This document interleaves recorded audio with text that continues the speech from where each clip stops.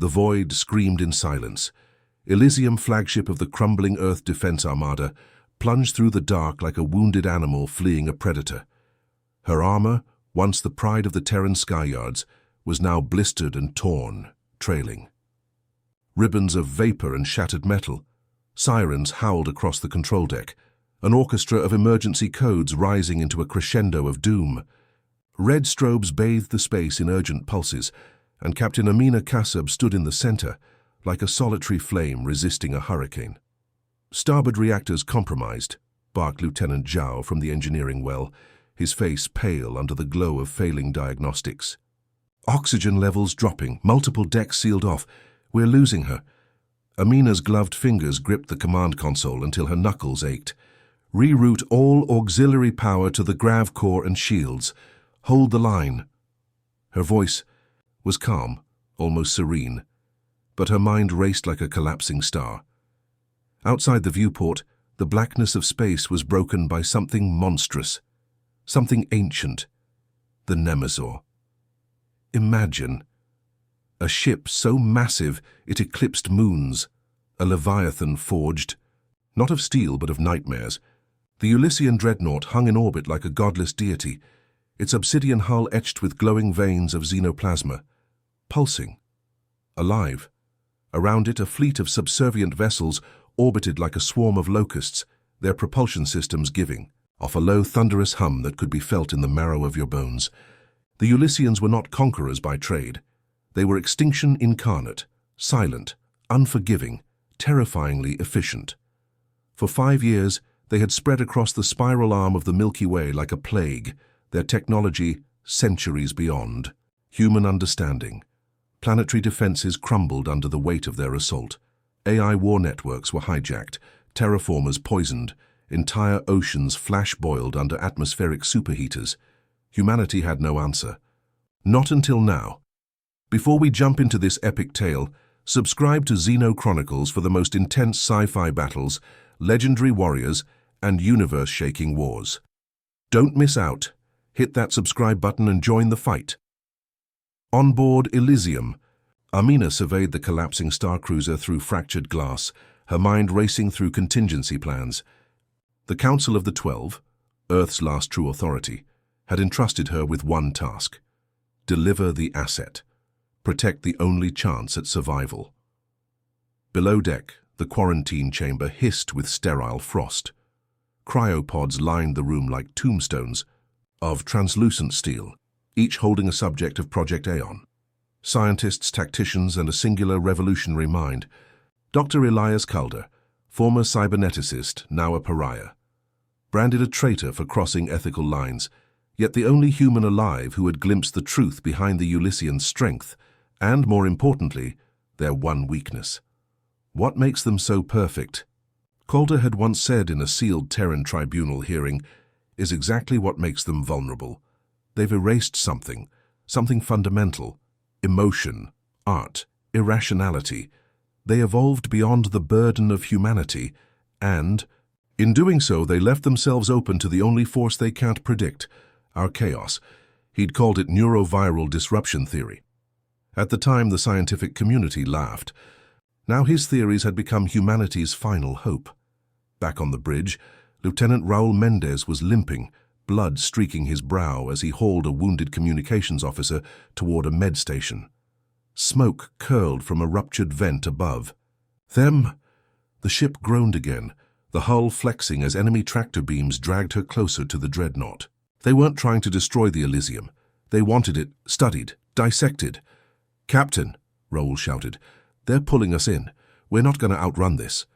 "Then we don't run," Amina said quietly. "We hide." She triggered. The emergency override for Deck 17.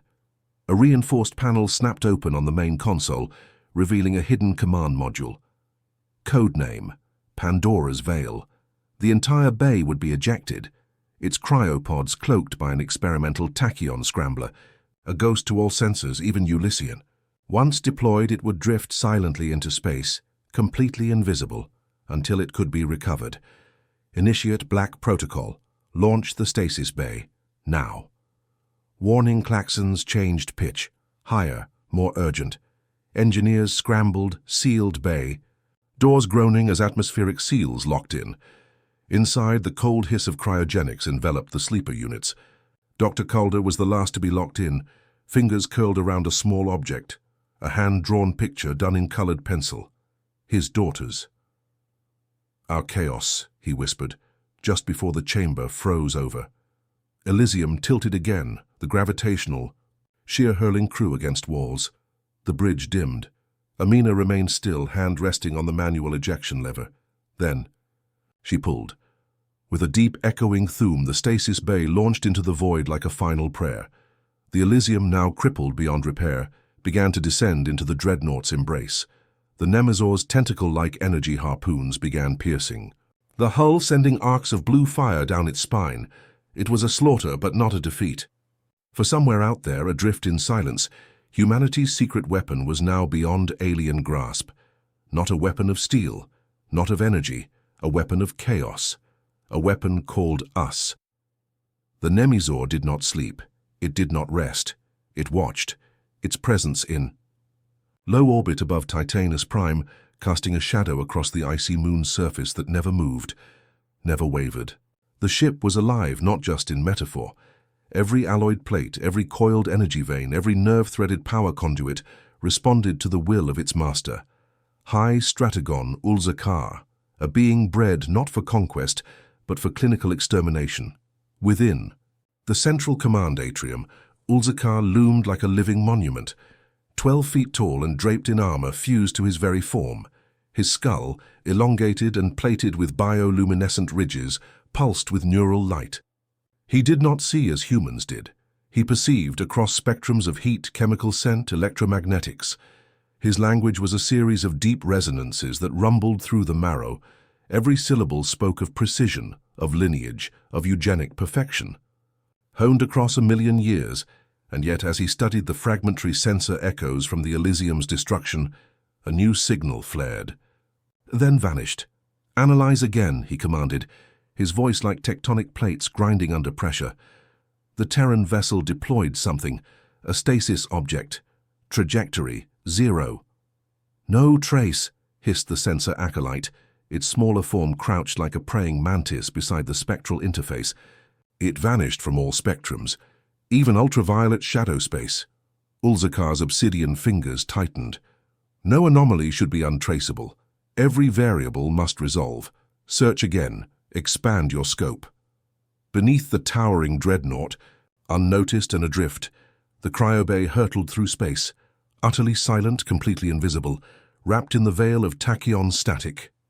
Inside, Dr. Elias Calder's body lay still, his heart slowed to barely a whisper, his brain pulsing with encrypted dreams. Memories flickered through his stasis-locked mind, like ghostly whispers. His daughter's laughter, the smell of antique, paper, and the last thing she'd told him before the council took him away. "Don't forget what makes us different, Daddy. We feel things." The irony of it all, the Ulyssians, with all their evolutionary superiority, had scoured emotion from their genome. Empathy, curiosity, creativity, gone. To them these were distractions, weaknesses. They couldn't be modeled, couldn't be weaponized, couldn't be predicted. But Calder had proven otherwise. Human unpredictability, once dismissed as a flaw, was in fact the only virus that could outmaneuver their code. A chaos algorithm. Not artificial intelligence, but irrational intelligence. The neuroviral disruption he'd engineered wasn't a computer virus. It was an idea, and ideas are contagious. Back on Earth, or what remained of it, resistance hubs crackled to life in the ruins of subatlantic bunkers. Radio beacons fired bursts of encrypted messages into deep space, encoded in classical music and surrealist imagery. A child's drawing, a dream diary. The alien sensors couldn't make sense of it, couldn't predict the behavior of rebel units who chose to risk everything for a concept as intangible as hope. And yet those signals, those expressions were being received, not just by human ears, but by someone else. For the first time since the invasion began, Ulyssian subcommanders were reporting anomalies. Their drones, designed to calculate the most logical attack vectors, had begun freezing mid-flight, exposed to Terran soundscapes. Their autonomous soldiers hesitated, when presented with paintings on walls, or human laughter played over a signal feed. Their neural matrices stalled on nonsense, abstract illogic, unquantifiable emotion. This wasn't sabotage, it was culture. Across the stars, rebel operatives called it Project Cassandra. To the Ulyssians, it was something far worse, an infection of meaning. Calder's neurovirus didn't crash systems, it made them feel. And that, to a species born of logic and order, was death. On a shattered moon base near the edge of the Zeta Vortex, a ragtag cell of freedom fighters activated a recovered Ulyssian communication dish. They uploaded the latest payload of Calder's construct, recordings of grieving widows, footage of Terran sunsets, the chaotic roar of laughter in a stadium long turned to ash. They were broadcasting humanity itself, not its weapons, but its essence. And in the center of the galaxy, somewhere between sensor shadows and digital ghosts, the Nemezor received it. Ulzakar felt something he didn't have language for. Not yet, not fear, but confusion. Aboard the drifting cryobay, Calder stirred in his frozen chamber. Systems inside were rebooting, powered by a dark energy signature from a nearby rogue moon. His eyes fluttered. Somewhere in the deep of his subconscious, the neurovirus pulsed, its algorithms folding and unfolding like origami thought, adapting, evolving. The countdown had begun. Humanity's secret weapon was not a doomsday device, nor a new particle, cannon. It was madness, meaning, metaphor, and the aliens had no defense. Darkness had form. It wasn't just the absence of light. It pulsed, breathed, watched. The cryobay drifted toward the rogue moon like a forgotten satellite, its hidden beacon, finally pierced by a signal so strange it barely qualified as technology. The moon, uncharted and silent, had no atmosphere, but its surface bore scars that told stories of an age far older than even the Ulyssians dared to imagine. Massive petrified structures jutted from its crust like the rib bones of a dead god, structures not built but grown, laced with runes, that shimmered only when no one looked directly at them. Inside the cryobay, systems crackled to life. The neural inhibitors disengaged. Cryopods hissed open one by one, and Elias Calder woke to the taste of cold metal and the slow unspooling of awareness. His limbs trembled. He coughed, and the sound echoed through the void like thunder trapped. In a tomb. System status, he rasped, voice raw from months of stasis. A soft chime answered him. The AI caretaker, Myera, flickered into view, her avatar a shifting, fractured prism of light. Welcome back, Dr. Calder. Estimated time. Since launch, 6 months, 23 days. Trajectory deviation, 92%.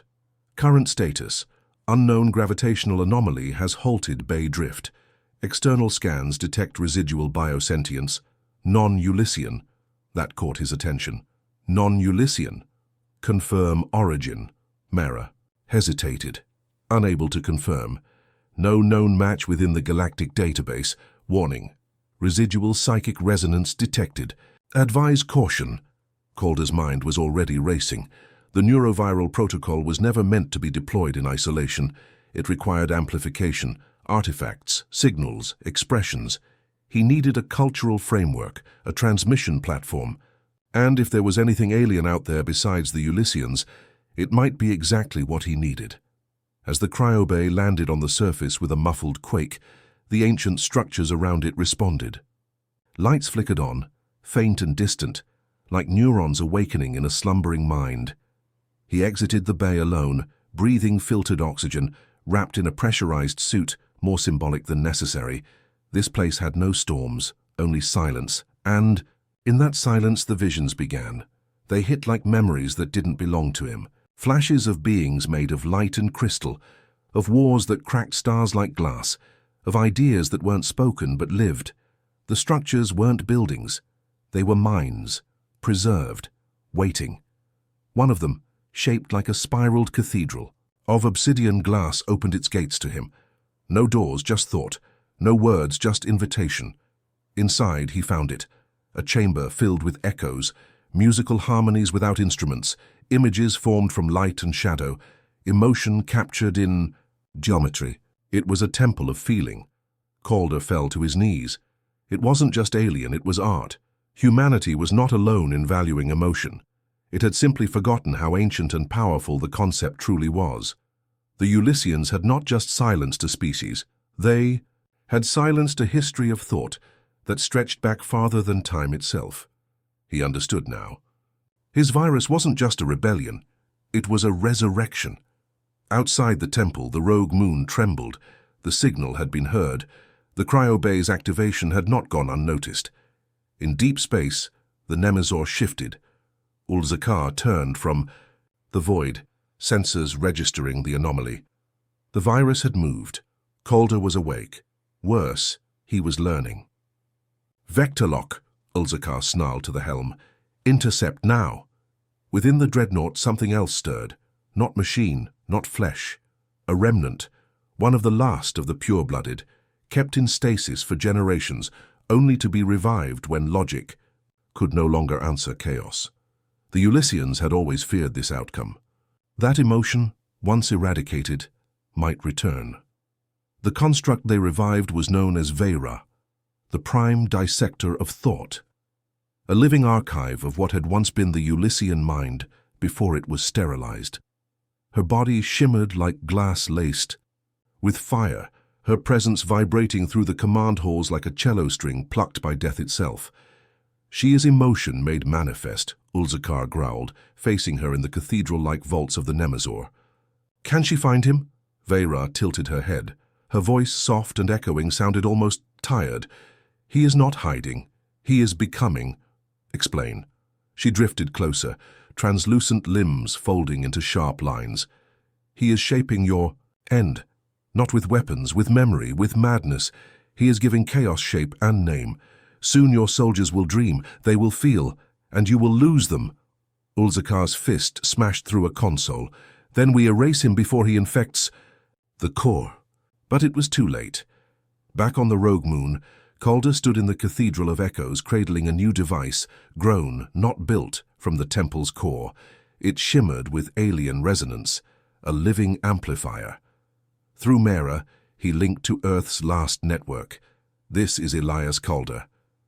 Broadcasting from coordinates unknown, Project Cassandra is live. We've found the lost language of emotion. I'm uploading now. All resistant cells prepare to feel something impossible. And with that, he activated the pulse.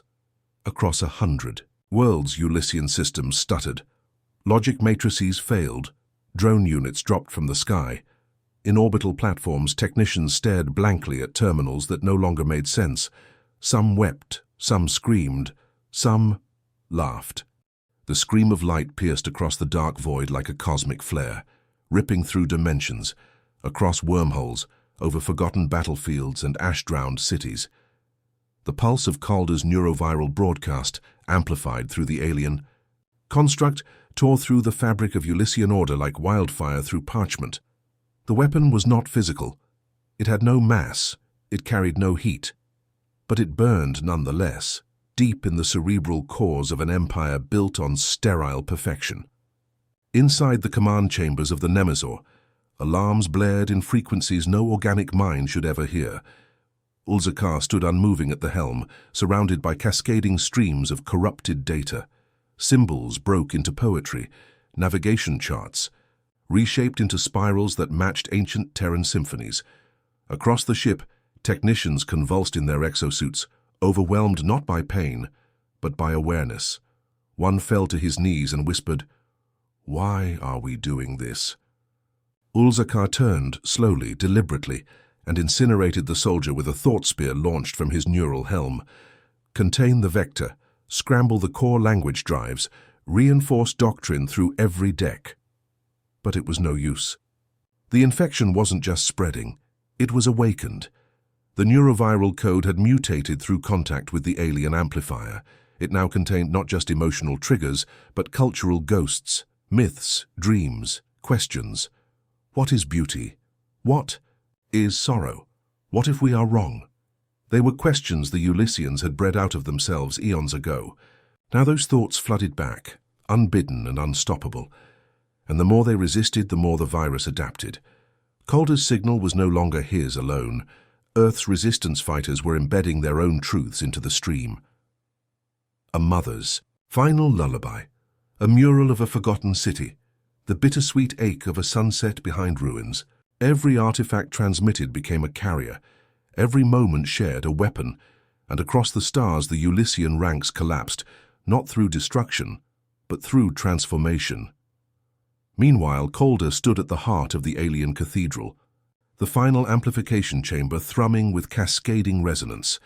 The structure responded to his thoughts, syncing with his memories. Through Myera's interface, he watched as rebel cells across the galaxy coordinated attacks not with weapons, but with expression. They projected humanity like a beacon. Graffiti drones sprayed murals across Ulyssian strongholds. Guerrilla hackers flooded enemy interfaces with Terran stories. Soldiers wept as they opened files that should have been locked, only to see footage of their own faces, re-rendered as human. Vera, the Ulyssians' last desperate hope, watched from her containment throne aboard the Nemesaur. Her mind, once the vault of all suppressed emotion, was fracturing. She no longer knew whose thoughts were hers. She tasted nostalgia, regret, wonder. She could no longer dissect thought, because she had begun to feel it. Ulzakar knew it then. The war was over, not with a final explosion, not with the collapse of a fleet, but with an awakening they could not undo. A victory that came from surrendering to the one thing they could not quantify. "End this," he commanded, speaking not to a subordinate but to Vera. She looked at him, her expression unreadable, then whispered, "I wish I could." The Nemesaur began to fall, systems disintegrating as logic loops consumed themselves. Ulzakar roared, slashing at the core systems, demanding that reality obey him one final time. But reality no longer belonged to them. In the void above Earth, rebel satellites blossomed like fireflowers, spreading the final wave of the Cassandra, signal into the stars. And then Calder spoke, his voice carried in every frequency, translated by 1,000 minds into a single truth. "You thought our weakness was emotion, but it was our greatest weapon. You cannot predict chaos, because you cannot feel it. And now you will." On the rogue moon, the cathedral began to collapse in shimmering waves, its purpose fulfilled. Calder turned, breathing hard, Myera's avatar flickering beside him. "You did it," she said. "No," he replied. "We did, all of us, artists, dreamers, even the broken ones. We didn't win because we were stronger. We won because we believed in something more than survival." Above, the stars shimmered, not cold, not distant, but alive with new possibility. Across the galaxy, Ulyssian warships powered down. Some crashed, some floated dead in space. But some simply turned away, directionless, quiet. Their crews adrift not in space, but in thought. The war was over, but the story was just beginning. Humanity had not only survived, it had taught the universe to feel. If this story gripped your imagination, made you wonder, or just made your heart race, like, share, and drop your thoughts in the comments below. What would you have done with Calder's weapon? What if you had to fight with nothing but your soul? And if you want more tales of cosmic defiance, legendary awakenings, and the power of the impossible, we'll see you in the next chapter.